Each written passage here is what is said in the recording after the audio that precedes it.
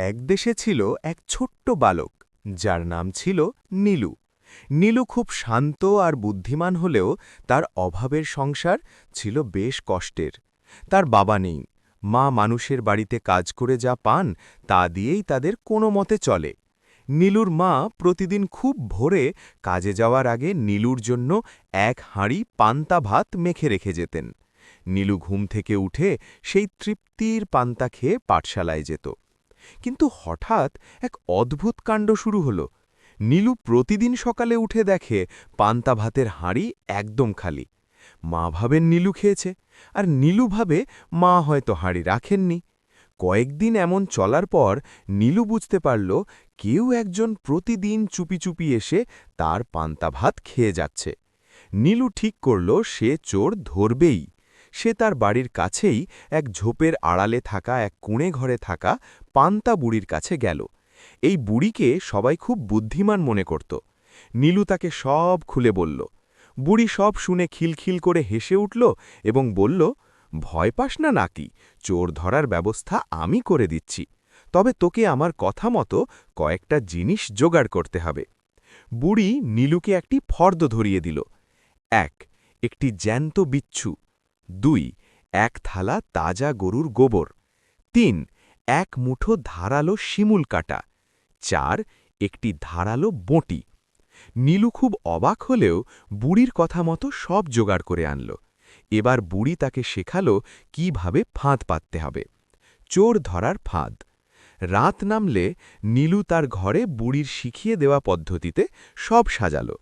সে পান্তা ভাতের হাঁড়ির ভেতরে পান্তার নিচে লুকিয়ে রাখল সেই বিষাক্ত বিচ্ছুটি। ঘরের দরজার ঠিক গোড়ায় মেঝেতে লেপে দিল পিচ্ছিল গোবর। দরজার ঠিক ওপরে ঝুলিয়ে রাখল ধারালো বটিটি, যাতে দরজা ধাক্কা দিলেই ওটা নিচে পড়ে। আর ঘর থেকে বের হওয়ার রাস্তায় উঠোনে বিছিয়ে রাখল সেই ধারালো শিমুল কাটা। সব গুছিয়ে নীলু খাটের নিচে লুকিয়ে থাকল। গভীর রাত, চারদিক নিঝুম। হঠাৎ নীলু শুনতে পেল ক্যাচক্যাচ শব্দে কেউ ঘরের দরজা খুলছে। একজন চোর অন্ধকারে হাতড়ে হাতড়ে পান্তা ভাতের হাঁড়ির কাছে গিয়ে বসল। সেই রোমহর্ষক রাত। চোরটি যখনই মনের সুখে পান্তা খাওয়ার জন্য হাঁড়িতে হাত দিল, অমনি লুকিয়ে থাকা বিচ্ছুটি তার আঙুলে কষে এক কামড় বসাল। চোর ব্যথায় উহ করে উঠল, কিন্তু পাছে ধরা পড়ে যায় তাই চিৎকার করতে পারল না। সে যন্ত্রণায় অস্থির হয়ে ঘর থেকে দ্রুত বেরিয়ে যাওয়ার চেষ্টা করল। কিন্তু বিপদ তো কেবল শুরু। দরজার কাছে পা রাখতেই সে গোবরে পিছলে সপাং করে আছাড় খেল। আছাড় খেয়ে যখন সে ওঠার চেষ্টা করছে, তখন ধাক্কা লেগে দরজার ওপর থেকে বটিটি সজোরে নিচে পড়ল এবং তার পায়ে গভীর ক্ষত তৈরি করল। চোর এবার প্রাণ ভয়ে আর্তনাদ করতে করতে ল্যাংটাতে ল্যাংটাতে উঠোন দিয়ে পালাতে শুরু করল, কিন্তু সেখানে বিছানো ছিল শিমুল কাঁটা। অন্ধকারের মধ্যে তার দুই পায়ে শত শত কাঁটা বিঁধে গেল। যন্ত্রণায় ছটফট করতে করতে সে মাটিতে পড়ে গড়াগড়ি খেতে লাগল। শেষ পরিণতি। নীলু তখন হ্যারিকেন জ্বালিয়ে বাইরে এলো।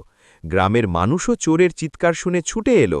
আলো জ্বালিয়ে সবাই অবাক হয়ে দেখল চোরটি আর কেউ নয়, গ্রামেরই এক দুষ্টু এবং অলস লোক, যে সারাদিন কাজ না করে অন্যের খাবার চুরি করে বেড়াত। সবাই নীলুর বুদ্ধির খুব প্রশংসা করল। নীলু বিনীতভাবে বলল, এ বুদ্ধি আমার নয়, এ তো পান্তা বুড়ির দেওয়া বুদ্ধি। পরদিন নীলু সেই বুড়ির কাছে গিয়ে তাকে ধন্যবাদ দিয়ে এলো। বুড়ি নীলুর মাথায় হাত বুলিয়ে আশীর্বাদ করল।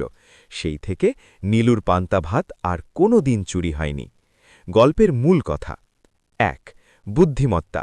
শারীরিক শক্তির চেয়ে বুদ্ধি দিয়ে বড় বড় শত্রুকেও কুপকাত করা সম্ভব। ২. অসততার ফল। অন্যের জিনিসে লোভ করলে বা চুরি করলে তার পরিণাম কখনোই ভালো হয় না। ৩. প্রস্তুতি। সঠিক সময়ে সঠিক পরিকল্পনা করলে যে কোনো সমস্যার সমাধান পাওয়া যায়। নীলু এবং পান্তাবুড়ির এই গল্পটি আমাদের শেখায় যে বিপদে ধৈর্য না হারিয়ে বুদ্ধি খরচ করলে জয় সুনিশ্চিত।